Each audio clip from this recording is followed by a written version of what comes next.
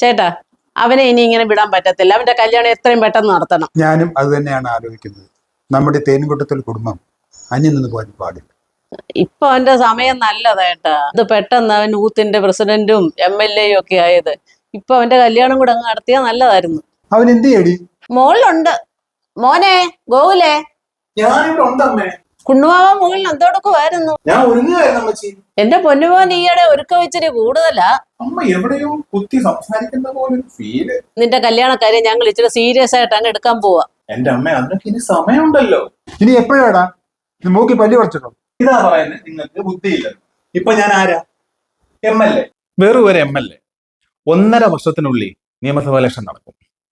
ഞാൻ വീണ്ടും MLA ആകും. എന്തായാലും ഒരു ഭരണമാറ്റം ഉറപ്പാണ്. ഇപ്പോഴത്തെ എന്റെ ജനപ്രീതി വെച്ചിട്ട് ഈ ഗൂഗിൾ തേൻകൂട്ടത്തിൽ മിനിമം ഒരു മന്ത്രിയെങ്കിലും ആകും. ഒരു മുഖ്യമന്ത്രി ആകാനുള്ള കളിയൊക്കെ ഞാൻ കളിക്കുന്നുണ്ട്. അപ്പൊ അമ്മയ്ക്ക് ഒരു MLAക്ക് മരുമോളെ നോക്കാനാണ്, ഒരു മന്ത്രിക്ക് മരുമോളെ നോക്കാനാണ് അമ്മയ്ക്ക് സന്തോഷം.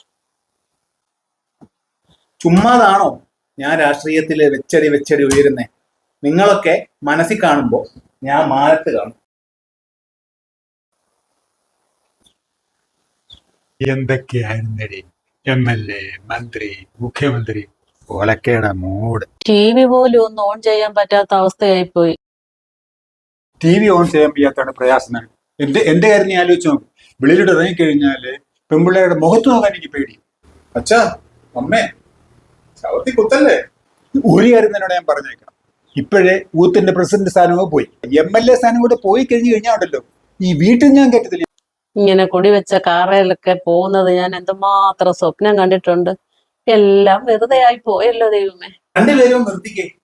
ഇനി MLA സ്ഥാനം പോയാലും ഞാൻ വേറൊരു കാര്യം പ്ലാൻ ചെയ്ത് വെച്ചിട്ടുണ്ട്. എന്തുവാ നീ പ്ലാൻ ചെയ്ത് വെച്ചേക്കുന്നത്? ഞാൻ ഒരു ബിസിനസ് തുടങ്ങും. അതിന് നിനക്ക് എന്തോ ബിസിനസ് അറിയാം? കോഴിക്കടയായിരിക്കും.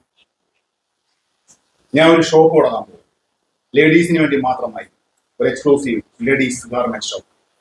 അത് കൊള്ളാം. നിനക്ക് പറ്റിയ പരിപാടിയാണ്. ആ ഷോപ്പിന്റെ പേരും കൂടെ വേണമെങ്കിൽ ഞാൻ പറഞ്ഞുതരാം.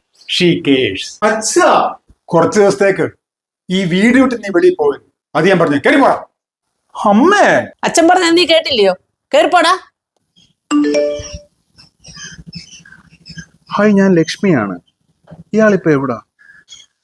ഏത് ലക്ഷ്മിയാ മോളെ? മനസ്സിലായില്ലല്ലോ. മോളല്ല, മോന്. ലക്ഷ്മികാന്തൻ. നിനക്ക് ഓർമ്മയില്ലേ 10C നിന്റെ കൂടെ പഠിച്ചേ?